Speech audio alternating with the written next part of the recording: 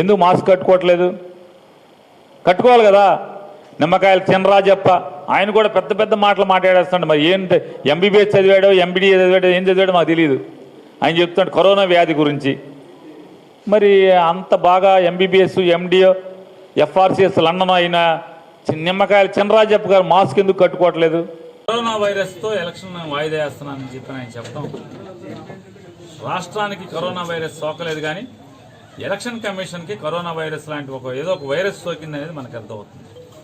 అది చంద్రబాబు వైరసా ఇంకే రకమైన వైరసా తెలియదు, కానీ ఈ భాష ఆయన మాట్లాడిన విధానం తీసుకున్న నిర్ణయం బట్టి చూస్తుంటే ఎలక్షన్ కమిషన్కి ఏదో ఒక అంతుపట్టిన వైరస్ సోకినట్టుంది.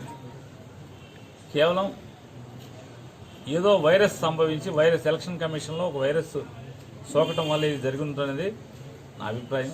ఈ ప్రభుత్వం మిమ్మల్ని నియంత్రించడానికి మీరు ఎన్నుకున్న ప్రభుత్వం కాదు. మిమ్మల్ని రక్షించడానికి, మిమ్మల్ని కాపాడటానికి మీరు ఎన్నుకున్నటువంటి ప్రజాప్రభుత్వం ఇది. దయచేసి జగన్మోహన్ రెడ్డి గారి ప్రభుత్వం ఏదైతే మీకు సూచనలు చేస్తుందో సాంఘిక దూరాన్ని పాటించండి. అంటే కనీసం ఏ మనిషితో కూడా మీటర్ లోపు దగ్గరగా ఉండి సంచరించబాకండి.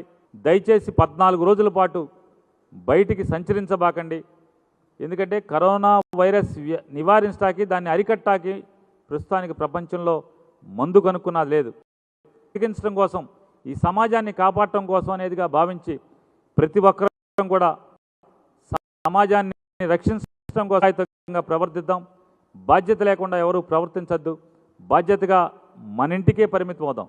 ఈ వ్యాధిని అరికట్టడానికి ఉన్నటువంటి ప్రధానమైన మందు మన ఇంటికి మనం పరిమితం అవటం.